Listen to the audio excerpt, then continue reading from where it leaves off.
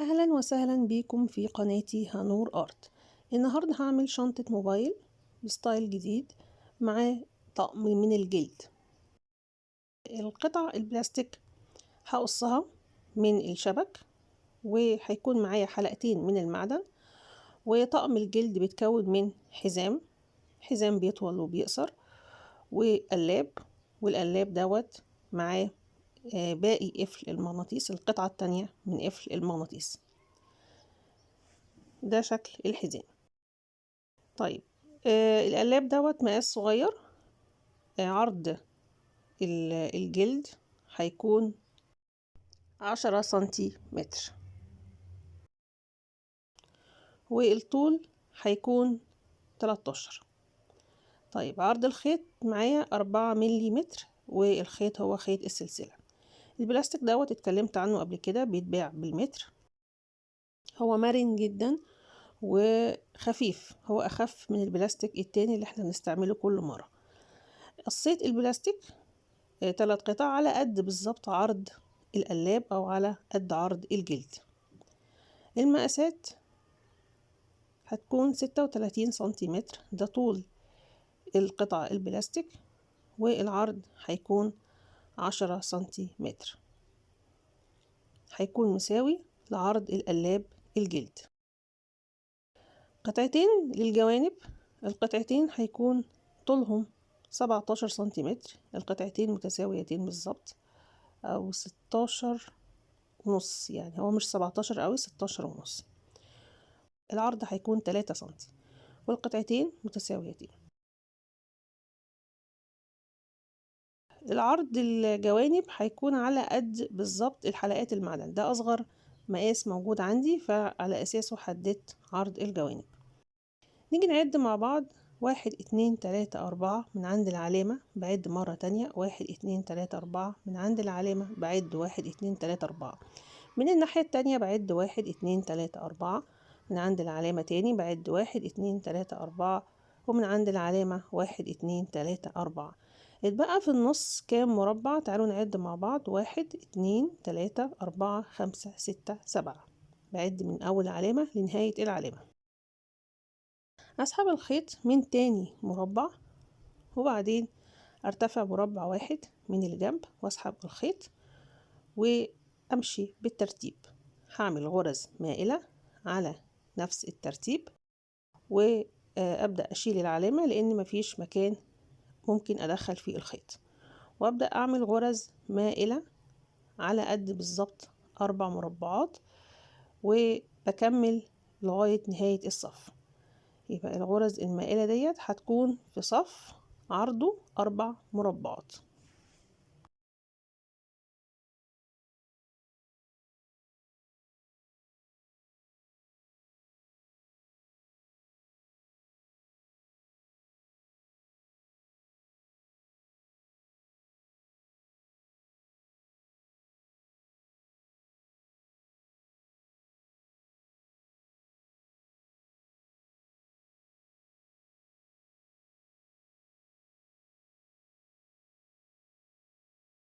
هكمل الصف لغاية الآخر من نفس الطريقة.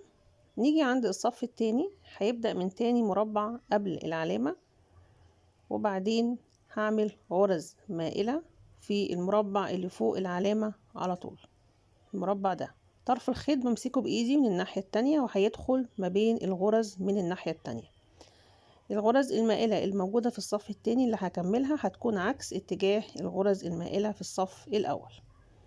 يبقى هكمل غرز مائلة على برضو 4 مربعات زي ما قسمتها في البداية، ونخلي بالنا ان الغرز هتشترك في صف واحد من المربعات. دلوقتي دخلت الخيط في نهاية او في مربعات نهاية غرز الصف الاول.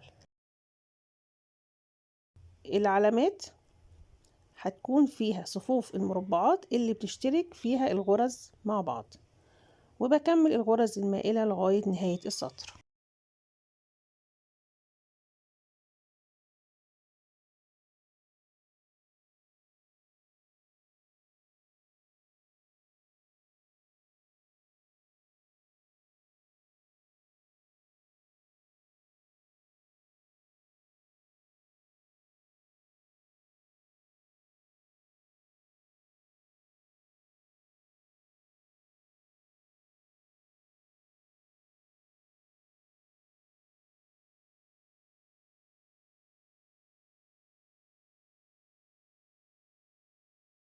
جبت خيط بلون مختلف. الخيط دوت هعمل بيه الغرز الموجودة في النص. اتفقنا ان احنا قسمنا الغرز ان في 7 مربعات موجودة في النص. هسحب الخيط من تاني مربع فوق العلامة، وبعدين ابدأ اعمل اول غرزة مائلة. المربع التاني بيكون فوق العلامة، يبقى أنا عندي مربعين، مربع جنب العلامة ومربع فوق العلامة. وبرضو طرف الخيط بمسكه من الناحية التانية. هبدأ أعمل هنا غرزة مختلفة عن الصفين الغرز المائلة اللي عملتهم باللون الأسود. هعمل هنا غرز مائلة ولكن على شكل مستطيل، هتتكون في النهاية عندي شكل مستطيل.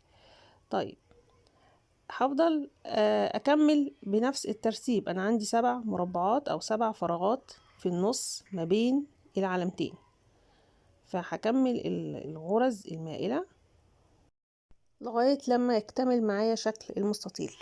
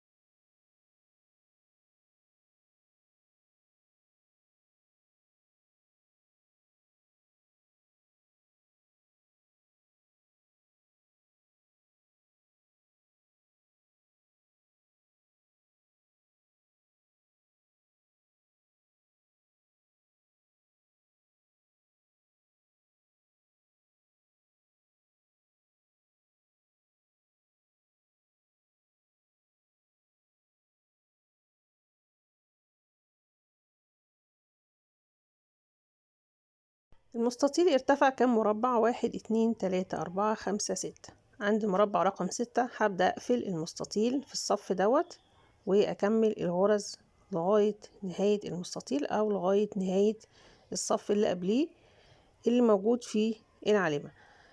طبعا أنا شلت العلامة لأن ما كانش فيه مكان أدخل فيه الخيط فشلت العلامة. يبقى ده كده نهاية المستطيل وده هيكون شكله. فهكمل الغرز او هقفل المستطيل بغرز مائلة، وبعدين ابدأ اعمل الغرز الصف اللي بعديه.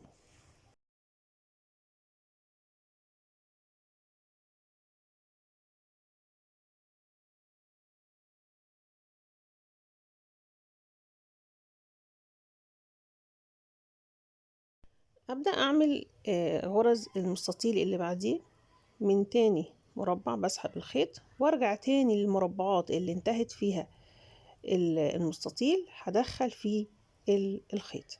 يبقى هعمل غرز مائلة بتبدأ من نهاية مربعات الغرز الأولى وبتمشي بنفس الترتيب اللي عملت بيه غرزة المستطيل، غرز مائلة على شكل مستطيل، ولكنها بتكون عكس اتجاه الغرزة اللي قبلها. أو كل مستطيل الخيوط فيه بتكون ميلها عكس اتجاه اللي قبلها واللي بعدها زي ما هنشوف بعد كده.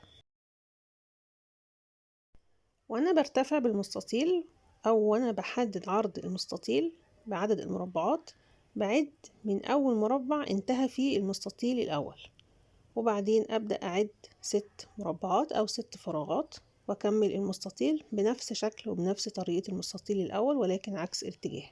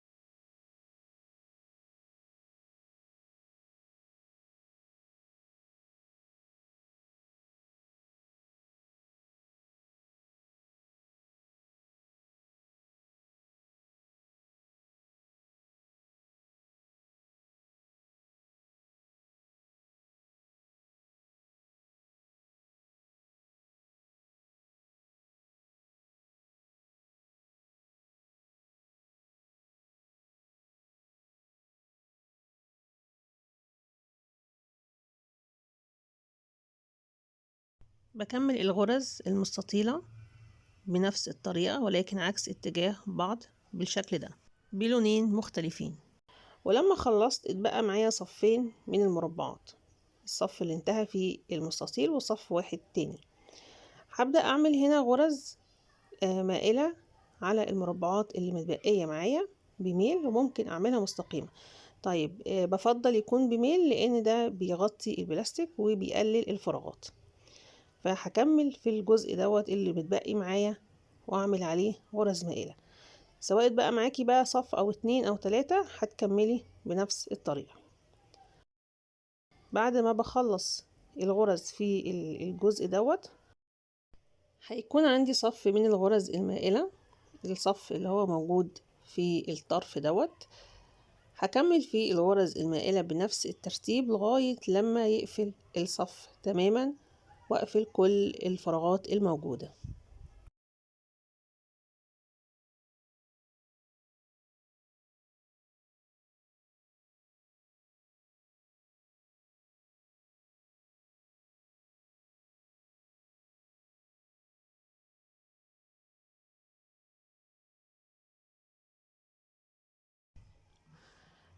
هبدأ دلوقتي أغطي أطراف البلاستيك بغرز بتلف حوالين كل فراغ أو كل مربع موجود في الطرف، بلف حواليه الخيط.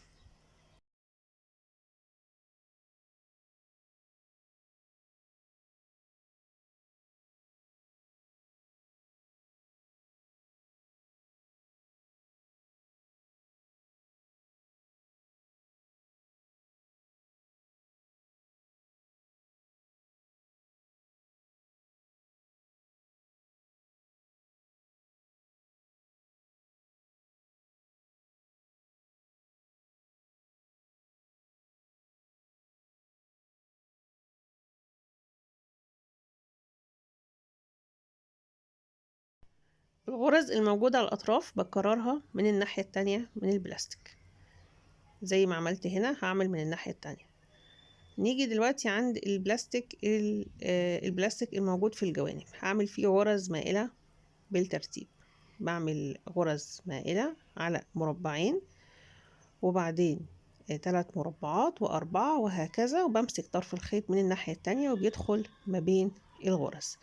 الغرز المائلة هتكون على قد عرض المستطيل، هم حوالي 7 فراغات موجودة. هعمل عليها غرز مائلة لغاية لما اوصل للجزء الخاص بالحلقة المعدنية.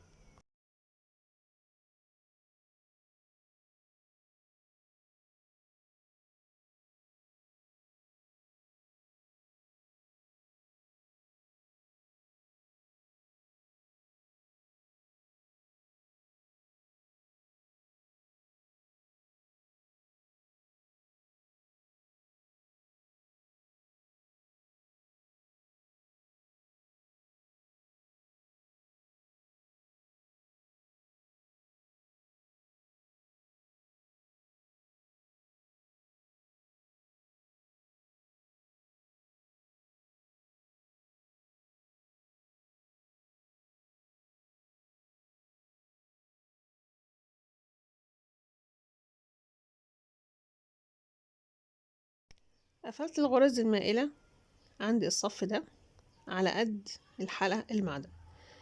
هبدأ أسحب أول خيط واربط الحلقة المعدنية، هعمل حوالي 3 ربطات.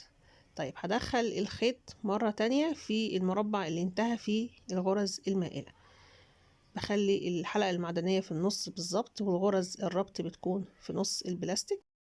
ونلاحظ هنا ان الحلقة المعدن على قد البلاستيك بالظبط، البلاستيك الفاضي اللي هو مفهوش خيط. يبقى في الجزء دوت حددت فيه مكان ربط الحلقة المعدن.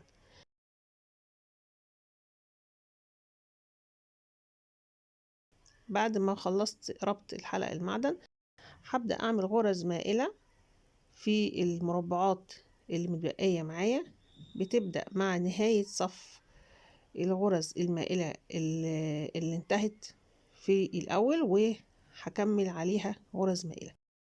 هنا أنا سحبت الطرف الخيط في المربع بس في اتجاه غلط، فبعديه من تحت الخيط وبكمل الغرز المائلة بنفس الاتجاه.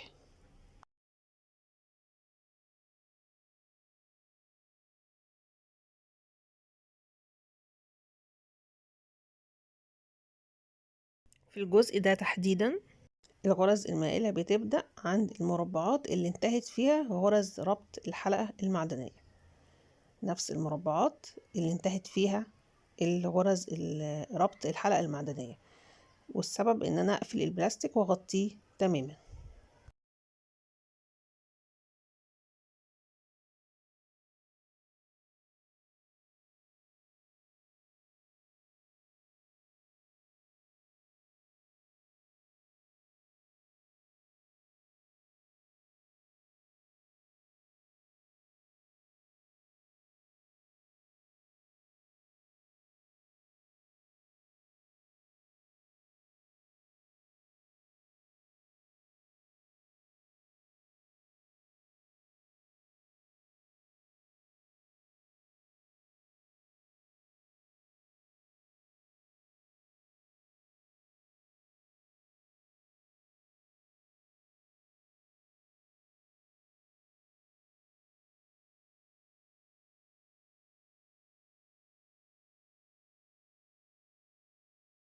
هبدأ أغطي أطراف البلاستيك بغرز بتلف حوالين كل مربع موجود في الطرف البلاستيك، لأن ده هيكون الجزء من فوق، الجزء دوت هيكون أعلى الشنطة، فهبدأ أغطيه بالخيط وأعمل غرز بتلف حوالين كل مربع موجود في الأطراف.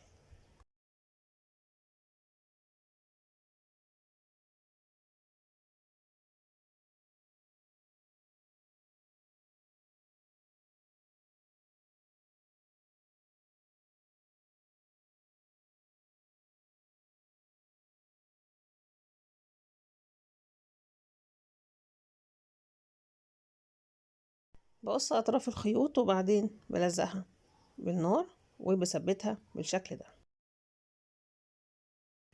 وده بيكون شكل الجوانب، وبيكون كده اكتملت عندي كل الغرز اللي موجودة في الشنطة.